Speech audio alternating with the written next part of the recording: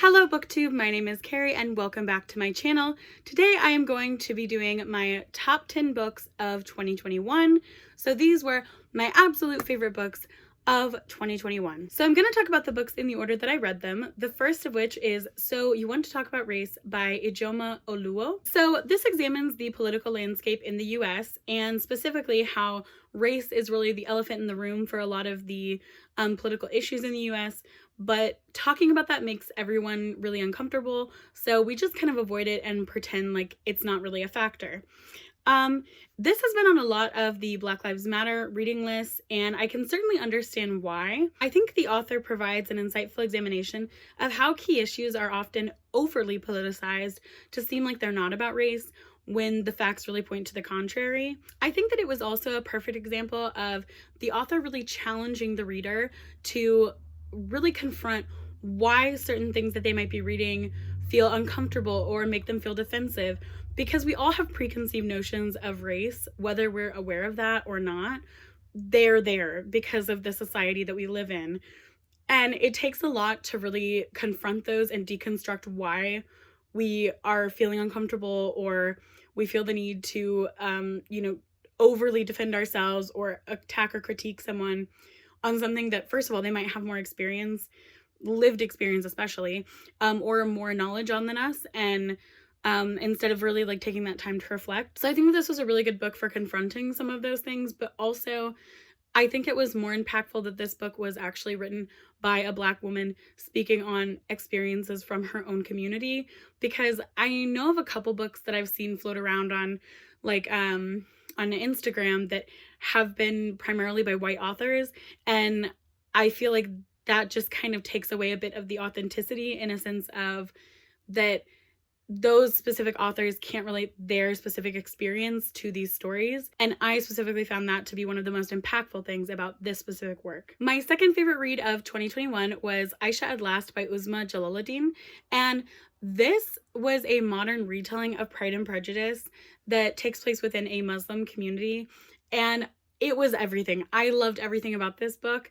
I thought that the writing was amazing. I thought that the depth and development of the characters was really well done. And I really liked how the author used some tropes and stereotyping, but really flipped the narrative on it and really deconstructed a lot of those things very subtly within the story. Like, I didn't feel like it was constantly being pushed to the forefront. The focus of the story were these two characters and their impending love story, but there were so many other things to this novel than just this one romance, and I really enjoyed how the author tied all of that together. My third favorite book of 2021 was Everything Inside by Edwidge Danticat, and this is a short story collection that follows a number of people throughout the US of Caribbean descent, or also throughout like various Caribbean islands. Wow, this was a beautifully written collection. The writing was phenomenal. It was very, very intense in the best of ways. Like, I felt so invested in these characters. And these were short stories, but I really felt attached to these characters, and like there was depth and development happening even in the shortest of stories. And that just goes to show how talented this author is, because it was phenomenal. I think my favorite stories from this collection were either the Port-au-Prince marriage special or Seven Stories. These two had very serious themes within them, and the characters all really had this sense of community that I really enjoyed reading their perspectives on. And also, I felt like while they were serious themes, they still showed these moments that really humanized these very serious topics and showed that not everything is about trauma. Not everything is about the negatives. There can still be very beautiful moments and very peaceful moments wrapped up in these very complicated lives. Yeah, I just absolutely loved so much about this collection, and I really look forward to reading more from this author. The next book that I read is Evicted by Matthew Desmond. This is a nonfiction book that examines the aftershocks of the 2008 housing and financial crisis, specifically through the lens of the city of Milwaukee, which experienced an astronomically high eviction rate in the aftermath of this. And so the author, who's a journalist, examines multiple people who are in the process of being evicted or have been evicted and how this has really affected their lives. Something I really liked about this is that the journalist was completely absent from the story. He does not pass judgment on any of the people. He just tells their stories and lets them have a voice to their own narrative instead of other people making assumptions about them or feeding their own kind of rhetoric about how this person ended up in this situation or how they could fix this situation. It's just him explaining their stories, and I really liked that. This was an intense read, and I think that just knowing the topic alone, people would be able to predict that. But there were multiple points where I had to put this book down for a couple of days and just decompress from it. There are so many points in this where I just became very angry, frustrated, and heartbroken at some of the circumstances that people were put into. And I was also reading this during the whole legislative debates about the eviction moratorium in the US. So there was that extra layer of this where there were current political events that were very closely related to the events of this story. And having that kind of introspection of reading these stories at the same time that people are debating if evictions could be postponed due to COVID just really added to that atmosphere and is why I kind of needed to break this up a little bit more. But this was really an amazing journalistic piece, and I can completely understand how it won the Pulitzer. I think that this is a very important story, one that I think would challenge a lot of the ideas that people have surrounding evictions, surrounding homelessness, and especially surrounding poverty, because this shows that there is just so much complexity to these issues beyond simple one-step solutions. The next book is Braiding Sweetgrass by Robin Wall Kimmerer. And this was an interesting book because it's not like a book that I've ever read before. It's a nonfiction book that is part natural history, part memoir, but also brings together multiple Indigenous communities and their traditions and their stories and their histories and how those tie them to the natural world, how they relate to this specific author's experience. And it was just a very well-rounded book. I really appreciated the attention to detail on Indigenous traditions, especially related to food and harvesting, but also tying in like the history aspect to that and integrating the history of colonialism, of residency schools, and major events that changed the course of Indigenous communities and their rights.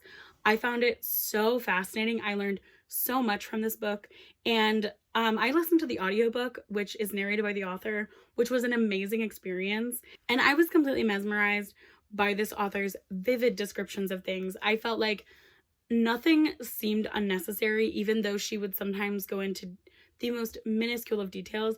Everything felt important and everything felt connected, and I just feel like I loved everything about this book. The next book is The Stationery Shop by Marjan Kamali, and this was actually narrated by one of my most favorite actresses, Mozan Marno, and oh, it was just such an amazing experience, an audiobook. And this is a complicated book. So it's essentially about this couple who were supposed to meet in Tehran back like decades ago, and they were in love, engaged to be married, but then the guy never showed up.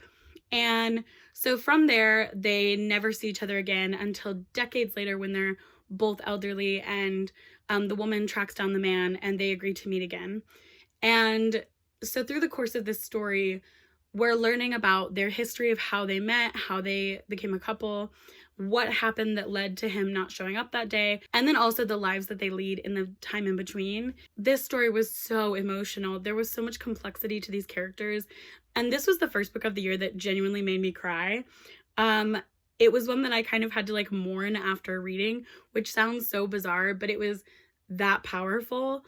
Following these people through the entire course of their lives, basically, and getting to see all the things that they experienced that shaped them into who they are was just such a beautiful experience, amplified even more by this author's writing style, which was so lush and just amazing. This is one that I need to get a physical copy of because, first of all, the cover is beautiful. That's the cover I'm inserting here.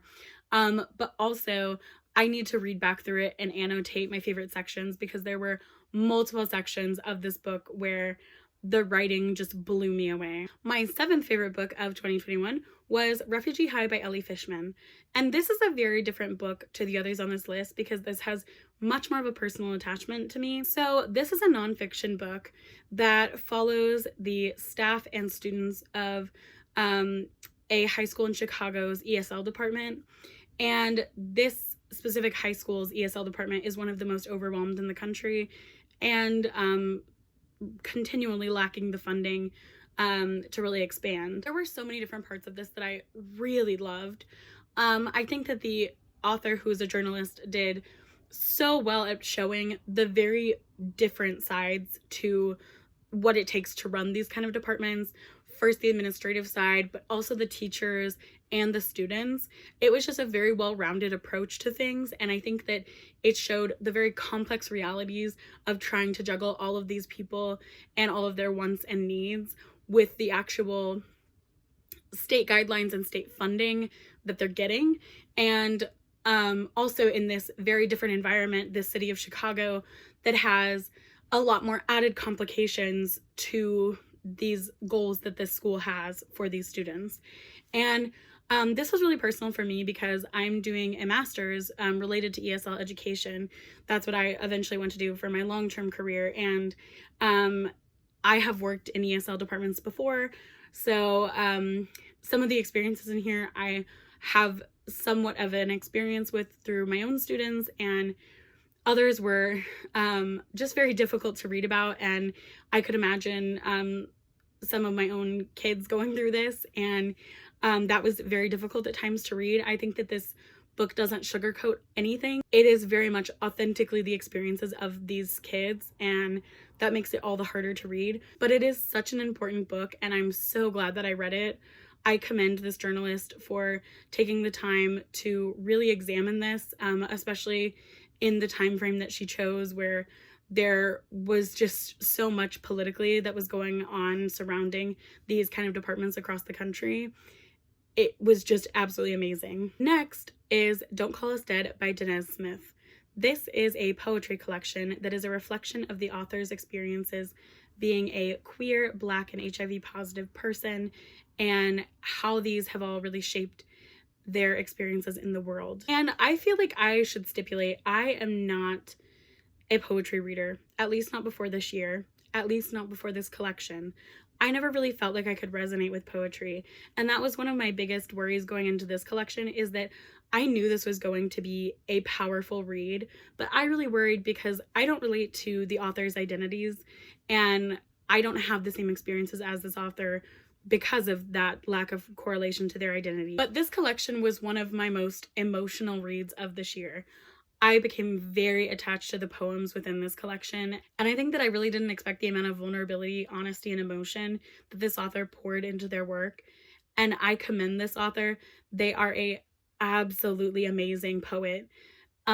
There were so many poems in this that I annotated and made comments on and reflected on. I think my favorite throughout the collection was the reimagining of the Pledge of Allegiance that the author creates. I think that this specific poem showed how even if you can't directly relate to a person's lived experiences, you can better understand them by hearing about their experiences and hearing about how they have affected them and their outlook on things. And I think that this poem also showed a lot of commonality for people who are very much distressed by the current state of the United States. And I feel like this was the poem for me where I could see parts of myself within this. I could see parts of things that I care about within this, and that really carried over to a lot of other things in this collection. I could better understand how these multifaceted identities shaped their experiences.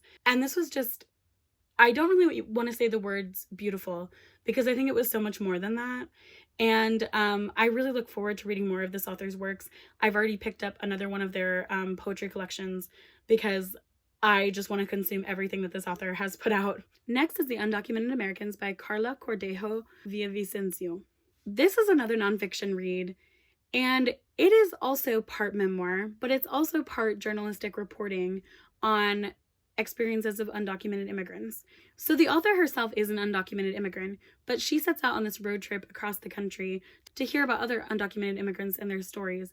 And this was so interesting and insightful. I really like that the author actually included herself in this narrative. I feel like she struck a really good balance of not talking over the voices that she was sharing, but finding ways to incorporate her own experiences into this narrative that reflected a variety of experiences, and it was just so well done. And I'm really looking forward to finding more of this author's works because I learned so much from this work, and I feel like this author did an amazing job of showing the very different realities of why people are undocumented immigrants and why each of those stories are important and valuable in their own ways. Finally, we are on book number 10, which is The Tsar of Love and Techno by Anthony Marra. This book really snuck in at the last minute because I finished this on the 31st, like the night of the 31st, so almost didn't make the cut. This is another complicated one to explain. It's technically a collection of short stories, but they're all interconnected in somewhat unexpected ways. But they all take place in different points in time across different areas of the USSR, both before and after its collapse. I think that's really all that I'll say plot-wise because there is a lot to this book and so many things are interconnected that I don't want to accidentally spoil something by saying what a connection is. But the way that this story is woven together is so beautifully done that it feels like a work of art. Something that I found really interesting is that throughout these stories, there's this overarching theme of melancholy that really reminded me of the kind of atmosphere and tone of a lot of the Russian classics, which worked very well in setting the tone for these stories. And I think it had a good blend of existentialism and nihilism that made it feel more philosophical than fantastical, if that makes sense. This book just had so much depth to it and so much to overanalyze and reflect on. I just really felt like my mind was blown away whenever I finished this book.